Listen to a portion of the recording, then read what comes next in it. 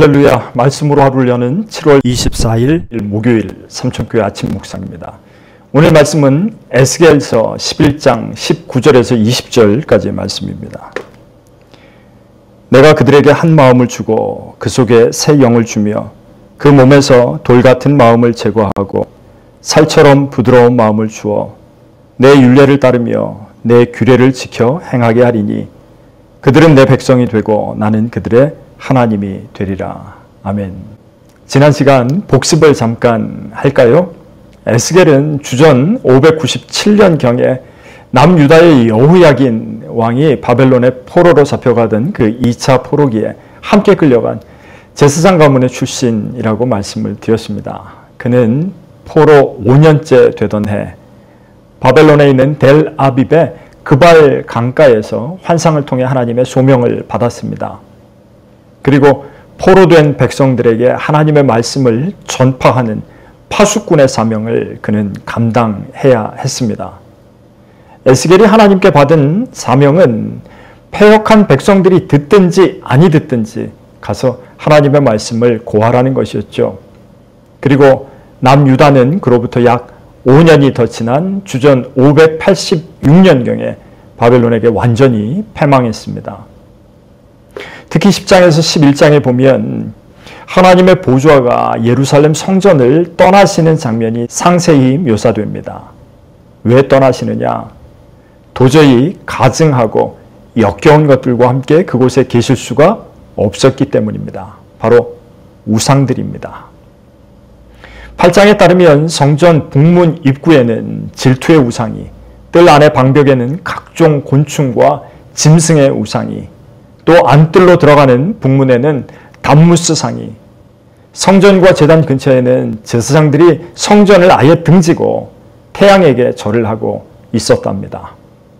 때문에 하나님은 크게 가증한 일로 여기시고 성소를 멀리 떠나게 되신다고 선언합니다.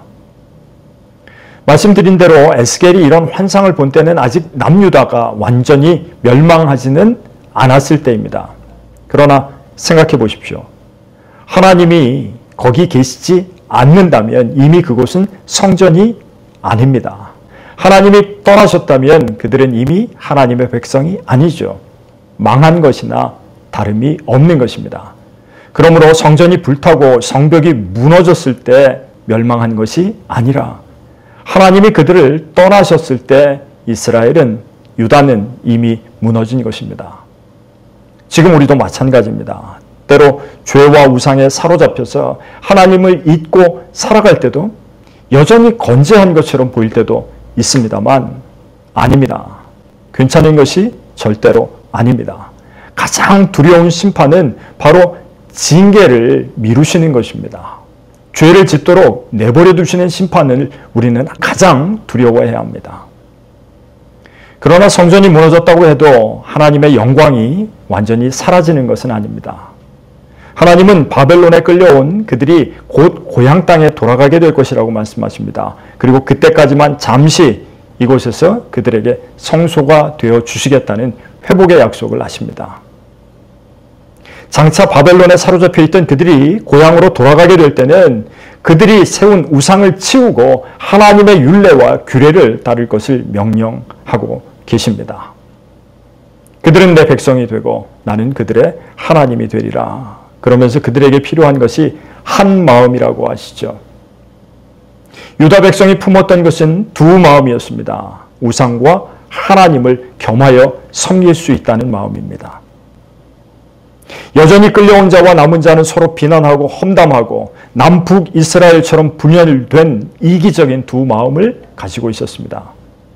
가장 그들에게 필요한 것이 무엇이냐면 바로 한 마음입니다.